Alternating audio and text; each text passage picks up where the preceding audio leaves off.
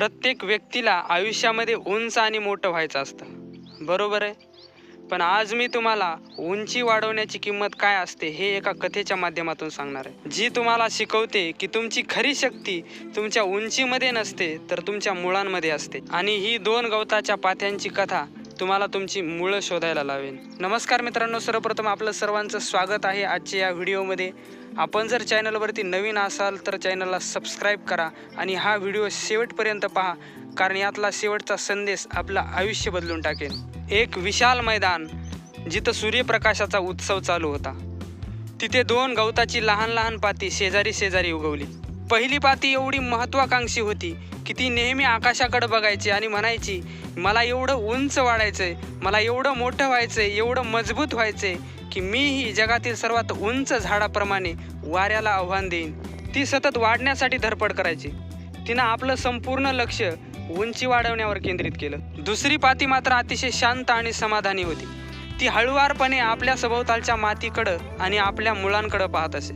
ती म्हणायची की मी माझ्या मुळांना मातीत एवढं खोलवर आणि मजबूत करेल की जेणेकरून मातीतला प्रत्येक पोषक तत्व मला मिळेल आणि मी पुन्हा कोलमडणार नाही. काही दिवसांना अचानक भयंकर वादळ सुटलं.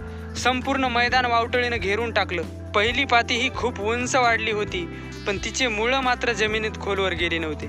त्यामुळं वाऱ्याच्या एका झटक्यामध्ये कडकडून कोलमडून खाली जमिनीवर पडली आणि तिचं स्वप्न हे अपूर्ण राहिलं. दुसरी पाती ही खूप लहान होती, पण तिचे मुळं मात्र मातीमध्ये खोलवर रुजलेले होते. वाऱ्यानं तिला खूप वाकवलं, पण तिनं मातीची पकड सोडली नाही. ती वाऱ्यासोबत खूप डुलत राहिली, पण तुटली नाही. वादळ शांत झाल्यावर दुसरी पाती उठून ताठ उभी राहिली. ती पूर्वीपेक्षाही आता अधिक लवचिक आणि मजबूत झाली होती. मित्रांनो, ही कथा आपल्याला अतिशय भावनिक आणि प्रेरक बोध देते. जीवनामध्ये फक्त आपली उंची वाढवणं महत्त्वाचं नाही, तिच्यासोबत आपली मुळं मजबूत करणंही महत्त्वाचं आहे. उंची म्हणजे पैसा, संपत्ती, धन, पद, प्रतिष्ठा, आणि मुळं म्हणजे नातेसंबंध, ज्ञान, कला, कौशल्य आणि आचरण. मित्रांनो, आयुष्यामध्ये वादळं म्हणजे संकट हे निश्चितच येतात, पण ज्याची मुळं मजबूत आहेत तो वाकूनही पुन्हा उभा राहतो.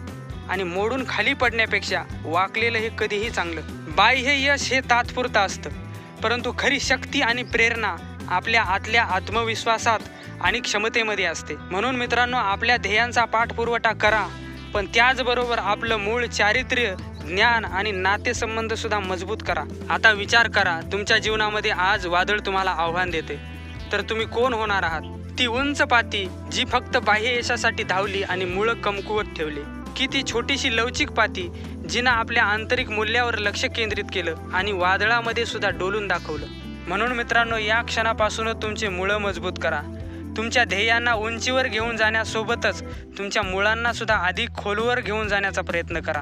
कारण जेव्हा तुमच्या आयुष्यात खरं वादळ येईल तेव्हा तुमची उंची नाही तर तुमची मुळं वाचवतील. आत्ता घरी जा आणि विचार करा की माझी मुळं काय आहेत आणि ती मी कशी मजबूत करणार आहे. तर मित्रांनो, हा व्हिडिओ आपण जर शेवटपर्यंत पाहिला असेल तर नक्की सांगा तुम्ही कोणती पाती होणार आहात.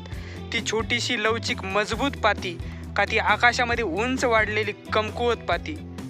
तर हा व्हिडिओ आपल्याला आवडला असेल तर नक्की व्हिडिओला लाईक करा, हा व्हिडिओ आपल्या मित्रांना शेअर करा आणि आमचे असेच नवनवीन प्रेरणादायी मोटिवेशनल व्हिडिओ पाहण्यासाठी आमच्या चॅनलला सबस्क्राईब करा. धन्यवाद.